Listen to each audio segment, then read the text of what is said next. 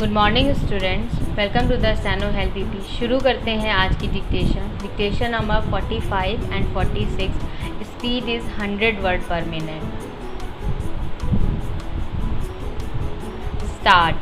सभापति महोदय, हमारे देश में गृह मंत्रालय और गृह मंत्री का कितना महत्व है, इसका अनुमान इसी से लगाया जा सकता है कि स्वतंत्र भारत में गृह मंत्रालय का भार सरदार पटेल ने स्वयं अपने कंधों पर लिया।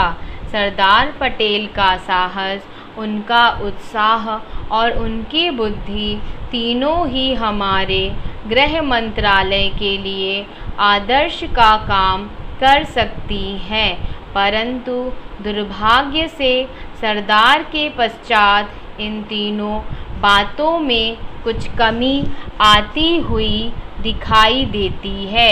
उदाहरण के लिए एक ही बात मैं कहना चाहता हूँ।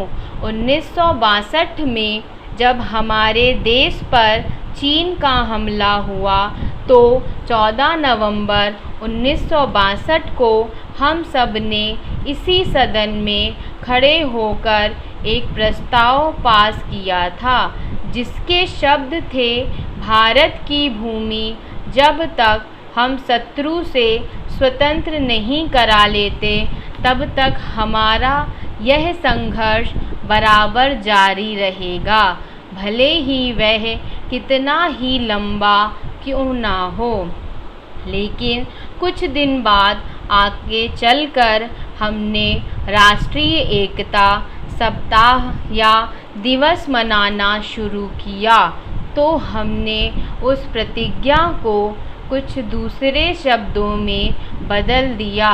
उस प्रतिज्ञा के शब्द थे, मैं अपने देशवासियों के संकल्प को दोहराता हूँ कि मैं अपने देश की स्वतंत्रता तथा एकता की रक्षा करूँगा, चाहे इसके लिए कितना ही कड़ा और लंबा संघर्ष क्यों ना करना पड़े। मैं राष्ट्रीय एकता तथा बल के लिए तन मन से काम करने की शपथ लेता हूँ। लेकिन इस बार राष्ट्रीय एकता सप्ताह के सिलसिले में एक छोटा सा प्रकाशन भारत सरकार की ओर से प्रकाशित हुआ है। इस प्रकाशन में स्वयं इन्होंने लिखा कि 1962 में चीन द्वारा आक्रमण के बाद शपथ की भाषा में थोड़ा परिवर्तन कर दिया गया है और जो शब्द बदल दिए गए हैं उनको भी मैं सदन की जानकारी के लिए सुनाना चाहता हूँ। मैं प्रतिज्ञा करता हूँ कि मैं कभी हिंसा का प्रयोग नहीं करूँगा और मेरा विश्वास है कि धर्म, भाषा, प्रांत संबंधी तथा अन्य सभी राजनीतिक और आर्थिक विवादों का शांतिपूर्वक और संवैधानिक तरीकों द्वारा हल किया जाना चाहिए।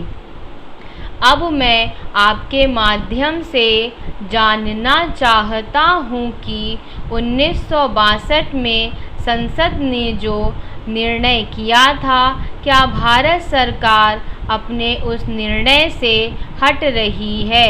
अगर सरकार अपने निर्णय से हट रही है तो यह जो सरकारी प्रकाशन आया है, जिसके द्वारा 1962 की शपथ में परिवर्तन किया गया है, इसका आधार क्या है? सभापति महोदय, हम यह समझें कि किसी तरह का चीन का दबाव इस सरकार पर पड़ रहा है, जिसने सरकार के सोचने के ढंग में परिवर्तन कर दिया है।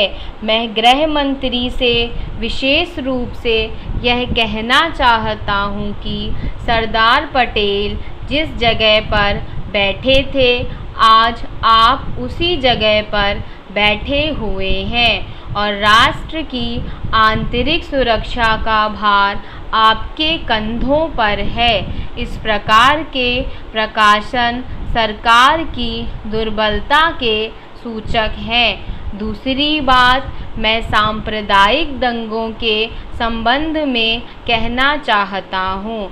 इन सांप्रदायिक दंगों से निश्चय ही हमारी देश की जो आंतरिक स्थिति है वह बिगड़ती जा रही है। दुनिया के दूसरे देशों में हमारा देश बदनाम हो रहा है। सबसे पहले मैं गृह मंत्री महोदय से कहना चाहता हूँ कि अब जितने सांप्रदायिक दंगे हमारे देश में स्वतंत्रता के बाद हुए, गृह मंत्रालय इस बात की जानकारी ले कि इनका प्रारंभ कहाँ से होता है और कौन उनको प्रारंभ करता है। अगर इस देश का बहुमत उनको प्रारंभ करता है तब तो मेरा कहना यह है कि बड़ी कड़ाई के साथ उन पर काबू किया जाना चाहिए। लेकिन अगर दूसरे लोगों की तरफ से प्रारंभ होता है तो मैं समझता हूँ कि उनके अंदर इतनी हिम्मत नहीं है। जब वे जानते हैं कि इसका परिणाम यह होगा कि हमको और हमारे दूसरे सहयोगियों को चोट लग सकती है, फिर भी वे इसका प्रारंभ करें तो मुझे ऐसा लगता है कि कोई तीसरी शक्ति अवश्य है जो आज भी 5 दशकों के पश्चात हमारे सामाजिक जीवन को दुखी बनाना चाहती है। उदाहरण के लिए मैं एक ही बात कहना चाहता हूँ। पहले गृह मंत्रालय जब अपनी वार्षिक रिपोर्ट प्रकाशित करता था तब उसमें बतलाया जाता था कि हमारे देश में दुनिया के किस किस देश के कितने नागरिक रह रहे हैं। लेकिन अब शायद जानबूझकर गृह मंत्रालय ने अपनी कमी को छिपाने के लिए इन आंकड़ों को देना बंद कर दिया है। लेकिन फिर भी प्रश्नों के उत्तर में कभी कभी कुछ इस प्रकार के आंकड़े सामने आ जाते हैं। अभी हाल में जब यहाँ पूछा गया कि हमारे देश में पाकिस्तान के कितने नागरिक ऐसे हैं जो पासपोर्ट लेकर रह रहे हैं, तब उत्तर में सरकार ने बतलाया कि इस समय पासपोर्ट के आधार पर भारत में रह रहे पाकिस्तानी नागरिकों की संख्या लगभग 217,000 है।